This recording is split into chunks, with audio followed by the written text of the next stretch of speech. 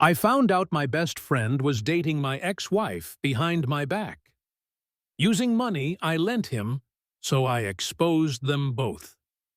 Hey everyone, this is probably the hardest story I've ever had to tell, but I need to get this off my chest. What happened to me 6 months ago completely shattered my faith in people, and I'm still picking up the pieces. But maybe sharing this will help someone else avoid the same devastating betrayal I went through. My name is David, and this is the story of how my best friend of 15 years and my ex-wife destroyed my life while using my own money to do it. The setup. Let me start from the beginning. My ex-wife Sarah and I were married for 8 years. We met in college, and honestly, she was everything I thought I wanted in a partner. Beautiful, charming, ambitious. We got married young, maybe too young, but I was head over heels in love with her. Then there's Marcus, my best friend since high school. This guy was like a brother to me. We went through everything together. Graduation, college, my wedding, career changes, family deaths. He was my best man, for crying out loud. I trusted him with my life, my secrets, everything. Sarah and I divorced 2 years ago. It wasn't messy at first.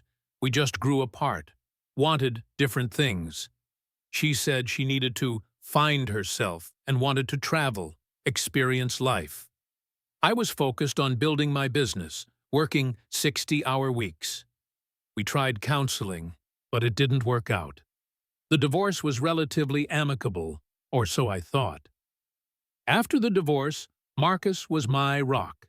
He helped me through the depression, the loneliness, the whole emotional mess that comes with losing someone you thought you'd spend your life with. He'd come over with pizza and beer, listen to me vent, even helped me redecorate my apartment to get rid of all the memories of Sarah. The financial lifeline. About a year after my divorce, Marcus came to me with what seemed like a legitimate business opportunity. He'd been working as a marketing consultant, but he wanted to start his own digital marketing agency. He had the skills, the connections, but he was short on capital. "Dave, I know this is a lot to ask," he said one evening as we were having our usual Thursday night beers. "But I really think this business could take off. I just need about $50,000 to get started. Equipment, office space, initial marketing budget, you know?" $50,000. That was a lot of money, but Marcus had always been good with finances, and his marketing skills were genuinely impressive. Plus, this was my best friend asking for help. How could I say no? "I'll pay you back within 2 years, with interest," he promised. "I've got it all planned out. This could be huge for both of us." I had the money.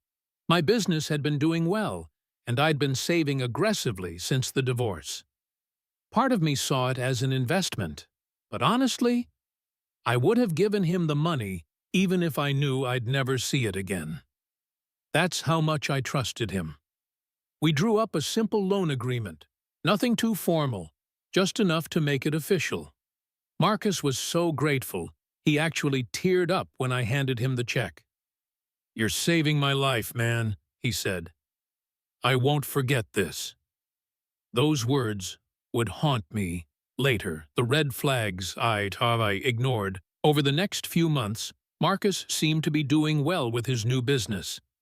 He'd send me updates occasionally, show me some of the campaigns he was working on. He got a nice new office downtown, hired a couple of employees. Everything seemed legitimate. But looking back, there were signs I should have caught. First, Marcus started being less available. Our weekly hangouts became monthly, then sporadic. When I'd call, he'd often seem distracted or in a hurry to get off the phone. "Sorry, Dave, I'm swamped with this new client," became his go-to excuse. Second, his lifestyle seemed to upgrade pretty dramatically. New car, expensive clothes, always posting on social media about fancy restaurants and weekend trips. When I asked about it, he'd say business was booming and he was finally able to enjoy life a little. Third, and this one really should have set off alarm bells, he started asking weird questions about Sarah. Like, have you heard from Sarah lately? Or, does Sarah ever ask about me? At the time, I thought he was just being a good friend, checking to make sure there wasn't any awkwardness, since we all used to hang out together. I was so naive. The discovery. The truth came out in the most humiliating way possible. I was at a coffee shop downtown, meeting with a potential client, when I saw them. Sarah and Marcus, sitting at a corner table, holding hands across the table like they were teenagers in love. She was wearing a necklace I'd never seen before, expensive looking, definitely not something she could afford on her art teacher salary. They were laughing, completely absorbed in each other, and then Marcus leaned over and kissed her. Not a friendly peck, a real passionate kiss between two people who were clearly very much together. I felt like someone had punched me in the stomach. My hands started shaking, and for a moment, I couldn't even process what I was seeing. My best friend and my ex-wife, obviously in a relationship, obviously happy, obviously keeping it a secret from me. I couldn't confront them there. I was with a client, and honestly, I was too shocked to form coherent words. I sat through the rest of my meeting in a daze, barely able to concentrate on what my client was saying. That night, I couldn't sleep. I kept replaying what I'd seen, trying to make sense of it. How long had this been going on? When did it start? And why the hell were they hiding it from me? The investigation. I'm not proud of what I did next, but I had to know the truth. I started doing some detective work. I checked Sarah's social media more carefully. There were subtle signs I'd missed. Photos from places I knew Marcus had mentioned visiting, posts about amazing dinners that coincided with times Marcus had been too busy to hang out with me. I drove by Marcus's office a few times, and sure enough, I saw Sarah's car there on 2 separate occasions. But the real smoking gun came when I decided to check on Marcus's business more thoroughly. See, when you lend someone $50,000, you have a right to know how they're spending it, right? I hired a private investigator. I know it sounds extreme, but I needed to know exactly what was going on. The PI's report came back 2 weeks later, and it was worse than I could have imagined. Marcus's digital marketing agency was barely functional. He had the office, sure, but he only had 1 part-time employee and maybe 3 small clients. There was no way he was making the kind of money his lifestyle suggested. But here's the kicker. The PI had photos of Marcus and Sarah together dating back 8 months. 8 months! They'd been together for most of the time since he'd borrowed my money. The expensive dinners, the weekend trips, the jewelry, the fancy new car. Marcus had been funding his relationship with my ex-wife using my money. The confrontation. I was furious. Not just angry, but completely betrayed on every level possible. My best friend and my ex-wife had been carrying on behind my back, and they were doing it with money I'd lent him in good faith. I decided to confront Marcus first. I called him and asked him to meet me at our usual bar, saying I had something important to discuss about the loan. He showed up looking nervous, like he somehow knew the jig was up. "Dave, hey man, what's going on?" he said, trying to act casual. I slid a folder across the table. It contained photos from the PI, financial records showing his business's real income, and a timeline of his relationship with Sarah. "Want to explain this?" I asked. The color drained from his face. For a moment, he just stared at the photos. Then he looked up at me with this pathetic expression. "Dave, I can explain." You can explain how you've been dating my ex-wife for 8 months while using my money to pay for it? It's not what it looks like. It's exactly what it looks like, Marcus. You took $50,000 from me under false pretenses and used it to wine and dine my ex-wife. How long has this been going on? And don't you dare lie to me again. He tried to spin some story about how it just happened, how they ran into each other a few months after my divorce and connected over their concern for me. What a load of garbage. The PI's photos show you two together starting 8 months ago, Marcus. That's 1 month after I gave you the money. 1 month. Finally, he broke down and admitted the truth. They'd actually reconnected about a year after my divorce, and they'd been seeing each other casually at first. But when Marcus decided he wanted to start his business and needed money, Sarah had encouraged him to ask me for a loan. She said you'd want her to help me succeed, he said. Like that somehow made it better. So you both conspired to get money out of me so you could build a life together? It wasn't like that. I really did want to start the business. But yeah, some of the money went to other things.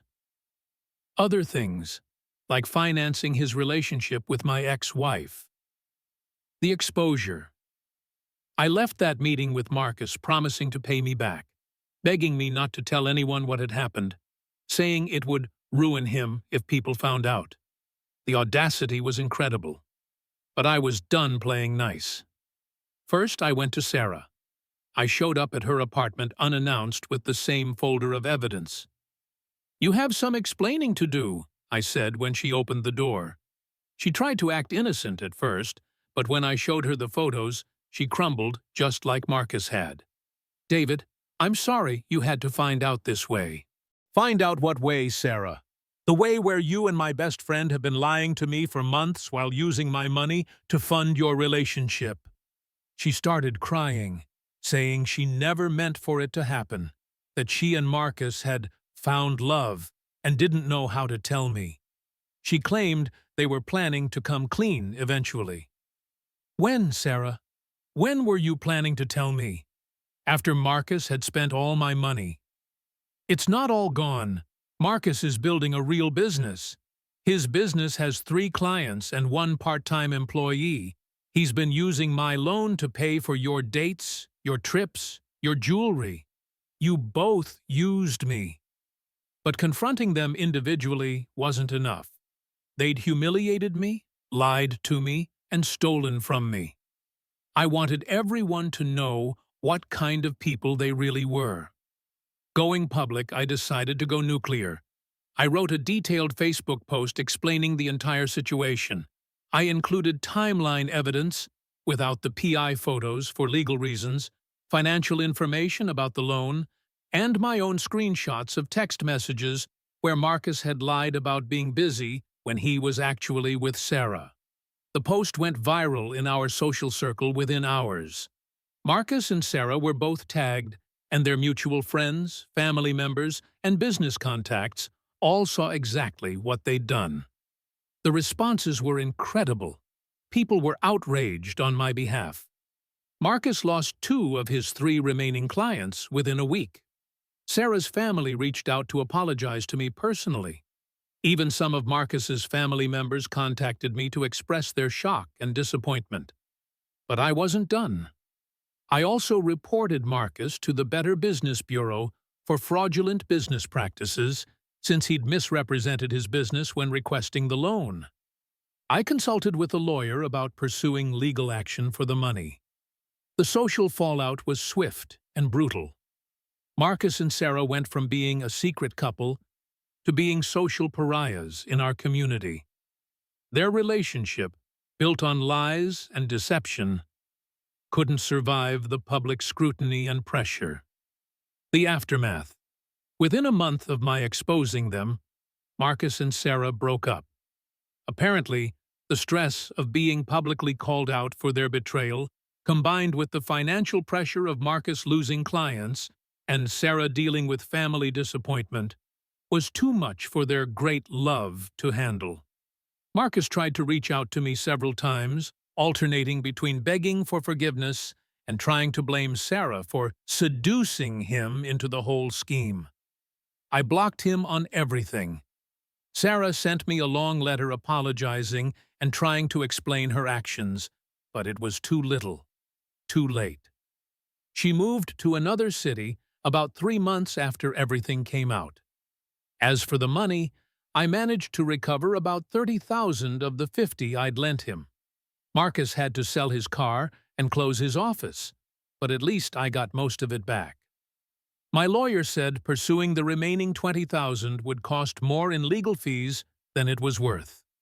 The lessons learned, this whole experience taught me some hard truths about trust, friendship, and human nature. First, people can surprise you in the worst possible ways. I thought I knew Marcus better than anyone. I would have sworn on my life that he'd never betray me like this. But people can rationalize almost anything when it serves their interests. Second, when someone shows you who they are, believe them. Both Marcus and Sarah had shown signs of selfishness and deception throughout their lives, but I'd always made excuses for them or overlooked their flaws because I cared about them. Third, mixing money and relationships is always risky. I learned that the hard way. Now, if someone needs financial help, I either give it as a gift with no expectation of return, or I don't give it at all. Fourth, the truth always comes out eventually. Marcus and Sarah thought they were so clever, keeping their relationship secret while using my money to fund it. But secrets that big don't stay hidden forever. Moving forward, it's been 6 months since all of this happened, and I'm in a much better place now. The initial anger and hurt have faded into something more manageable. I'm not bitter anymore, just wiser. I've made new friends, people who've proven themselves to be genuine and trustworthy. I've focused on growing my business, and it's doing better than ever. I've even started dating again, though I'm definitely more cautious about who I let into my life. The hardest part wasn't losing the money or even losing Sarah again. The hardest part was losing my faith in my ability to judge people's character. For months, I questioned every relationship in my life, wondering who else might be lying to me or using me. But I've realized that the actions of two selfish, dishonest people don't mean everyone is untrustworthy. There are still good people in the world, people who would never dream of betraying a friend the way Marcus betrayed me. Final thoughts. I'm sharing this story not for sympathy, but as a warning. If someone in your life is acting differently, if there are red flags you're ignoring, trust your instincts. If someone asks to borrow a significant amount of money, do your due diligence before agreeing. And if you discover that people you trusted have been betraying you, don't be afraid to hold them accountable. I could have handled this privately, could have kept their secret to protect their reputations. But they didn't care about protecting me when they were lying to my face and stealing my money. Sometimes, the only way to get justice is to make sure everyone knows the truth. Marcus and Sarah made their choices. They chose deception over honesty, betrayal over loyalty, and selfish gratification over basic human decency. They have to live with the consequences of those choices. As for me, I'm moving forward with my head held high, knowing that I did nothing wrong and everything right. I helped a friend when he asked for help. I trusted people I cared about, and when I discovered their betrayal, I made sure there were consequences. That's all any of us can do. Try to be good people. Hope others will do the same. And when they don't, make sure they face the consequences of their choices. Thanks for listening to my story. I hope it helps someone out there avoid the same painful experience I went through. And remember, good friends don't steal from you, and they definitely don't use your money to date your ex-wife behind your back. Trust your instincts, protect yourself, and never be ashamed to expose the truth when people betray you this badly.